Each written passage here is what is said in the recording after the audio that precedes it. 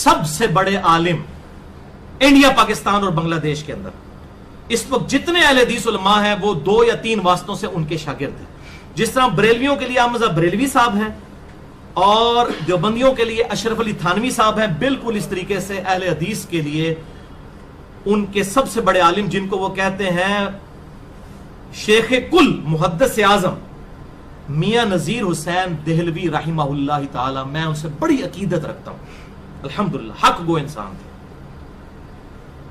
अल मुतवफ़ा 1320 हिजरी, पूरे 1900 ईस्वी के अंदर उनकी वफात हुई। आज 2015 है, आज 22 अगस्त 2015 है। आज से तकरीबन 115 साल पहले वो फौत हुए। ट्रू जेंटलमैन थे, पूरी जिंदगी हदीस की खिदमत की और बाकी मकातबे फिक्र के लोग भी इनके बारे में बड़ा नरम गोशा रखते हैं। इवन अहले तशय्यो भी, बरेलवी भी और देवबंदी भी इनके लिए बड़ा नरम गोशा रखते हैं। उनकी बड़ी पॉजिटिव पॉलिसी थी और उन्हीं की मेहनत है। और ये वही हैं जिन्होंने 1885 के अंदर मलका विक्टोरिया को खत लिखकर अहले हदीस नाम को रजिस्टर्ड करवाया था। ये वो है मियां नजीर हुसैन देहलवी साहब। और इसको जो है वो हनफी जो है ना वो इतराज के तौर पर पेश करते हैं। मैं तो उनको सलाम करता हूं इस बात के ऊपर। इससे भी बेहतर था अपने आप को मुसलमान रजिस्टर करवाते, मुस्लिम रजिस्टर करवाते। बहरहाल लोग उनको वहाबी कहते थे, तो मियां नजीर हुसैन देहलवी साहब ने कहा मोहम्मद बिन अब्दुल वहाब से हमारा क्या लेना देना, हम तो रसूलुल्लाह सल्लल्लाहु अलैहि वसल्लम की पैरवी करने वाले हैं, किताब सुन्नत के मानने वाले हैं, हम अहले सुन्नत अहले हदीस हैं। आपने अगर हमें रजिस्टर्ड ही करना है तो हमें अहले हदीस रजिस्टर्ड करें। इसके बरक्स बरेलवी देवबंदियों ने अपने आप को बरेलवी देवबंदी रजिस्टर्ड करवाया हुआ है। उससे तो बेहतर है अहले हदीस या अहले सुन्नत अपने आप को रजिस्टर्ड करवाना। तो ये वो है मियां नजीर हुसैन देहलवी साहब, अल मुतवफ़ा 1320 की। उनका फतावा नजीरिया छपा हुआ है, अहले हदीस ने छापा है, मैंने घर में नहीं छापा। फारसी के अंदर है, उर्दू तर्जमा भी अहले हदीस का है। लफ्ज ब लफ्ज मैं आपको बयान करता हूं।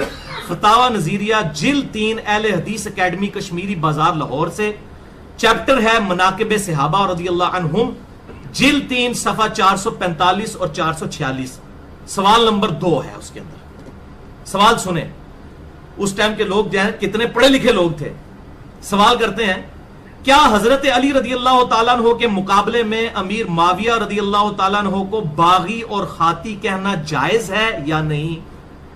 हजरत अली से मुकाबला किए बगैर अगर माविया रदियल्लाहु ताला अन्हु को अमीर या इमाम या रदियल्लाहु ताला अन्हु कहा जाए तो क्या यह जरूरी है या नहीं? ये सवाल है। अब जरा जवाब सुने। ये आपको अगर इसका पीडीएफ चाहिए हो तो mirza_95@yahoo.com पे ईमेल करके मुझे इस पीडीएफ भी आप मंगवा सकते हैं। ये किताबुस्सुन्नत.com जो अहले हदीस का सबसे बड़ी एक वेबसाइट है किताबों वाली, उन्होंने भी अपलोड किया फतावा नजीरिया। अल जवाब, अब ये जवाब के बाद जो फतवा मेरे पे लगाना है ना, उससे बड़ा इनके ऊपर लगाना है। मेरे नजदीक ये जवाब बिल्कुल परफेक्ट है, सवाए एक कमजोरी के। और वो भी कमजोरी इस लेवल की नहीं कि मैं इनके ऊपर कोई राफजियत का फतवा लगा दूं, वरना अब मीठा मीठा हाप अपते कोड़ा कोड़ा थू थू, अब पता चलेगा मियां नजीर हुसैन देहलवी से आपकी ज्यादा अकीदत है या सहाबा कराम से ज्यादा अकीदत है जो आपने सेल्फ मेड बनाई हुई है। आप फतवा लगाए उनके ऊपर। हमने तो कभी नहीं कहा कि रदियल्लाहु ताला अन्हु नहीं कहना चाहिए। अब सुने अल जवाब, हजरत अली रदियल्लाहु ताला अन्हु के मुकाबला में जहां अमीर माविया का तस्करा हो वहां लफ्ज हजरत या दुआया अल्फाज यानी रदियल्लाहु ताला अन्हु कहना दुरुस्त नहीं। तुसी केड़े पासे दे अहले हदीस हो भाई? ओ केड़े मियां नजीर हुसैन देहलवी दे तुसी शागिर्द हो भाई? आज सऊदी अरब दी तनख्वाहां लेके कितने लोग यजीद को जो है वो रदियल्लाहु ताला कह रहे हैं। वो एक बाबा उठाया किफायतुल्लाह सनाबली इंडिया के अंदर, यजीद बिन मुआविया रदियल्लाहु ताला। ओ भाई जी गल बड़ी दूर तक पहुंची हुई है। ए सुनो, हजरत अली रदियल्लाहु ताला के मुकाबले में जहां अमीर मुआविया का तस्करा हो वहां लफ्ज हजरत या दुआया अल्फाज यानी रदियल्लाहु ताला कहना दुरुस्त नहीं, क्योंकि उन्होंने आखिरी खलीफा राशिद के खिलाफ बगावत की है, लिहाजा उनको गलतकार और बागी समझना चाहिए। ये बागी का लफ्ज सही बुखारी मुस्लिम में है, उन्होंने अपनी तरफ से नहीं बयान किया। और इससे आगे बढ़कर उनको बुरा भला नहीं कहना चाहिए, यानी गाली गलोच लान तान करना। ये तो हम भी, हमारा भी यही मौकिफ है। मैं अपना क्लिप इसमें भी इंशाल्लाह डाल दूंगा, who is true Shia of Ali, मसला नंबर 102 के अंदर से इंशाल्लाह क्लिप डाल जाएगा ताकि इल्मी बात भी सामने आ जाए। फिर वो आगे कहते हैं, अगर उनकी खता और बगावत का इजाला हो जाता, यानी हजरत मीर माविया अगर तौबा कर लेते इस मसले में, तो उन्हें बागी और खाती क्यों कहा जाता? और ये कोई ढकी छुपी बात नहीं है। देखो, एक कहते छुपियां हदीसां काट ली ने अली ने, नजीर हुसैन देहलवी साहब के फतावा में लिखा है कोई ढकी छुपी बात नहीं है। پھر وہ کہتے ہیں کہ ہمیں صحابیت کا احترام کرنا چاہیے، سیدنا علی نے بھی ان کو صحابی تسلیم کیا ہے، ان پر لام تاننے کی، ہمیں بھی یہی کرنا چاہیے، ہم حضرت علی کی سنت کے مطابق عمل کریں۔ الحمدللہ میں بھی میاں نذیر حسین دہلوی صاحب کی یہ جو فتویٰ چھپا ہوا ہے ان کے دارالافتاء سے فتاوی نظیریہ کے اندر میں ان کے ساتھ ہوں کہ ہمیں احترام کرنا چاہیے، غلطی اپنی جگہ، اور یہ نہ سمجھیے انہوں نے اپنی طرف سے یہ خاطی اور باغی لکھ دیا ہے۔ صحیح بخاری کے اندر حدیث ہے، مسلم میں بھی موجود ہے، بخاری کے اندر انٹرنیشنل نمبر کے مطابق 2812 نمبر، عمار کو ایک باغی جماعت قتل کرے گی، عمار ان کو اللہ جنت کی طرف بلائے گا، وہ جماعت دوزخ کی طرف بلائے گی۔ دوزخ کے الفاظ ہیں، دوزخ کی طرف بلانے والی وہ جماعت ہوگی، باغی جماعت، باغی کم جماعت اور دوزخ کی طرف بلانے والی۔ دوست کی نہیں ہم کہتے، وہ کئی اعمال ہیں جو کہ دوزخ میں لے جانے والے ہیں، لیکن وہ اللہ تعالیٰ کی مرضی ہے کسی کو معاف کر دے۔ دوست کی نہیں ہم کہتے، دوزخ کی طرف لے جانے والا کام خلیفہ برحق کے خلاف بغاوت کرنا۔ بارہ یہ 50 حدیثیں پڑھیں، اس میں نے یہ ساری حدیثیں لکھی ہوئی ہیں، اور مسئلہ نمبر میرا 101 اور 102 اس حوالے سے الحمدللہ ریکارڈ ہے۔ ہاں جی، اب دوسرا حوالہ سنیں۔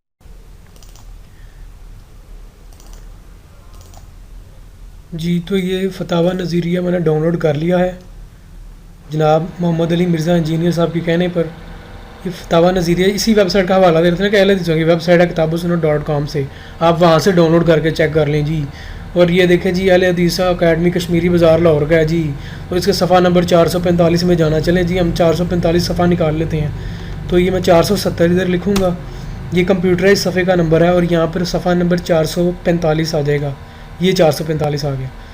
اور مناقب صحابہ یہی چیپٹر کہہ رہے تھے نا، اور سوال نمبر 2 کہہ رہے تھے، تو یہ لیں جی سوال نمبر 2 ہے کہ حضرت علی کے مقابلے میں میرے معاویہ کو باغی یا خاطی کہنا جائز ہے یا نہیں، اور حضرت علی کے مقابلے کے بغیر ان کو امیر یا امام یا رضی اللہ کہنا ضروری ہے یا نہیں، اور صحاح ستہ میں ان کے نام کے ساتھ کہیں رضی اللہ کا لفظ آیا ہے یا نہیں، اور وہ غلطی یا بغاوت جو میرے معاویہ سے سرزد ہوئی پھر اس کا امزال ہو گیا تھا یا آخری دم تک قائم رہا، اگر کوئی تعصب کی بنا پر صرف معاویہ کہے تو اس کا کیا حکم ہے۔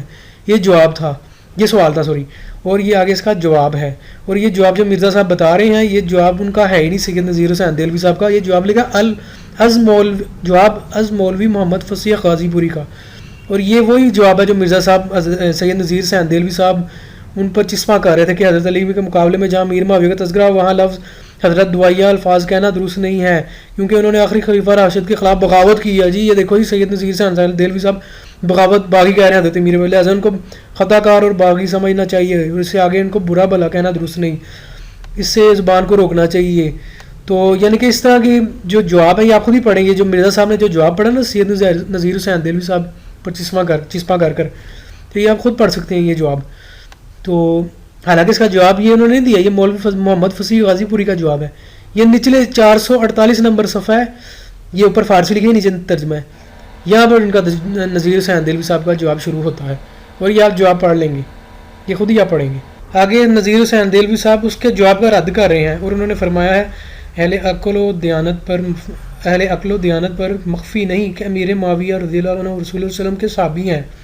حضرت عبداللہ بن عباس نے کہا کہ رسول صلی اللہ علیہ وسلم کے صحابہ کو گالیاں نہ دو، رسول کی صحبت میں ان کا ایک ساتھ بیٹھنا تمہارے 40 سال کے مال سے بہتر ہے۔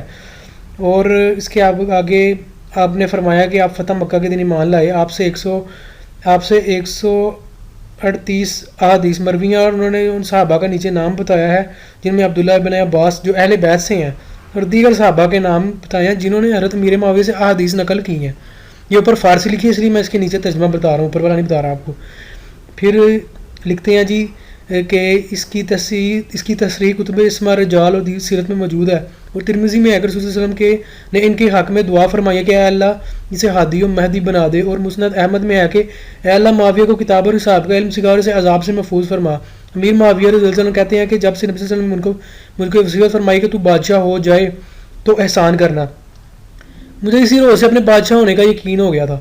صحیح بخاری میں ہے کہ امیر معاویہ نے ایک رکعت وطر پڑھا، اور ابن عباس کے آزاد کردہ غلام پاس تھے، تو انہوں نے جا کے اس چیز کا تذکرہ امیر معاویہ سے کیا، امیر معاویہ کا تذکرہ عبداللہ بن عباس سے کیا۔ تو آگے عبداللہ بن عباس فرماتے ہیں کہ وہ جو ایک رکعت وطر پڑھ رہے ہیں، معاویہ تو خود فقیہ ہیں، وہ ایک فقیہ صحابی ہیں، یا خود ہی پڑھ لیجئے گا، تو میں ذرا آپ کو مکمل الفاظ نہیں بتا رہا۔ تو اس کے آگے انہوں نے کیا لکھا ہے آپ خود ہی پڑھ لیجئے کہ صحیح بخاری میں جو کہ احادیث کی کتابوں میں صحیح ترین کتاب ہے، آپ کا صحابی ہونا اور زبان ابن عباس سے عادل اور فقیہ ہونا ثابت ہے، تو آپ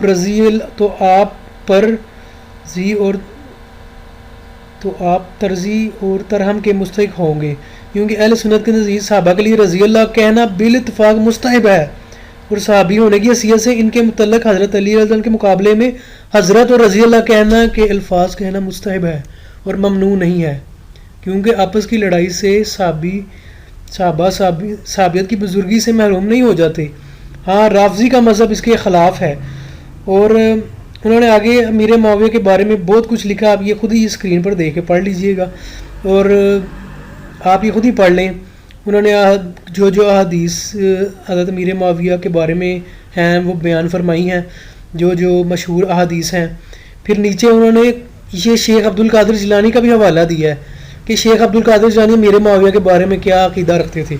پھر نیچے یہ آپ پڑھیں گے کہ یہ سارا شیخ عبدالقادر جیلانی کا حضرت امیر معاویہ کے بارے میں کیا عقیدہ ہے، اور یہ بھی پڑھ لیں کہ یہ شیخ عبدالقادر جیلانی نے کیا فرمایا تھا کہ علی، طلحہ، زبیر، معاویہ اور حضرت عائشہ رضی اللہ عنہ کی جنگ سے اپنی زبان کو روکنا چاہیے، کیونکہ مسند احمد میں نص ہے کہ اللہ تعالیٰ قیامت کے روز ان کے دلوں سے دشمنی اور کینہ وغیرہ نکال دیں گے، اور حضرت علی خلیفہ برحق تھے اور ان کے خلاف خروج ہوا، حضرت علی اس حیثیت سے سچے تھے،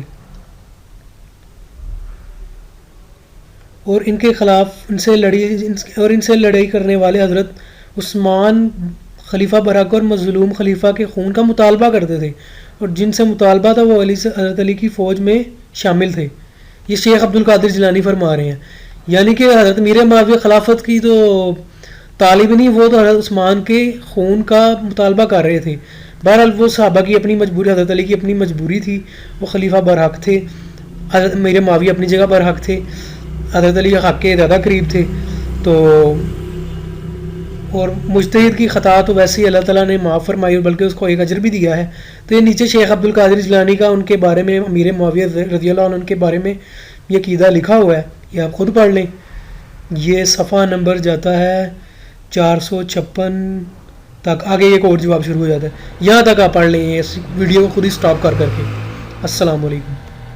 446 کے حوالے سے میں نے پچھلی دفعہ بتایا تھا کہ اس میں یہ فتویٰ چھپا ہوا ہے، فتاوی نظیریہ جلد 3 اور صفحہ 446 پہ، کہ جب بھی حضرت علی کے ساتھ حضرت امیر معاویہ کا نام لیا جائے، یہ ان کا فتویٰ میرا نہیں ہے، یہ اہل حدیث کے سب سے بڑے بزرگ نذیر حسین دہلوی صاحب کا جو فتاوی نظیریہ چھپا ہوا ہے، المتوفی 1320 ہجری۔ انہوں نے کہا کہ جب حضرت علی کے ساتھ ان کا نام لیا جائے پھر رضی اللہ تعالیٰ عنہ یا حضرت نہیں لکھنا چاہیے، صرف معاویہ لکھنا چاہیے۔ تو یہ میں نے حوالہ پچھلی دفعہ پیش کیا تھا، اور ساتھ انہوں نے کہا کہ ان کو خاطی و باغی سمجھنا چاہیے کیونکہ بخاری اور مسلم میں آیا ہے۔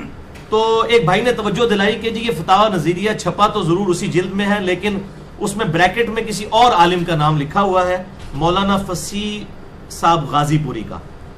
تو پھر میں نے اس کا پورا مقدمہ پڑھا فتاوی نظیریہ کا، تو پتہ چلا کہ اس سے بھی بڑی بات مل گئی کہ یہ جو ہے دارالافتاء انہی سے نکلا، انہی کے شاگرد تھے، جس طرح آج بھی بڑے علماء سارے فتوے تو خود نہیں لکھتے، اپنے شاگردوں سے لکھواتے ہیں۔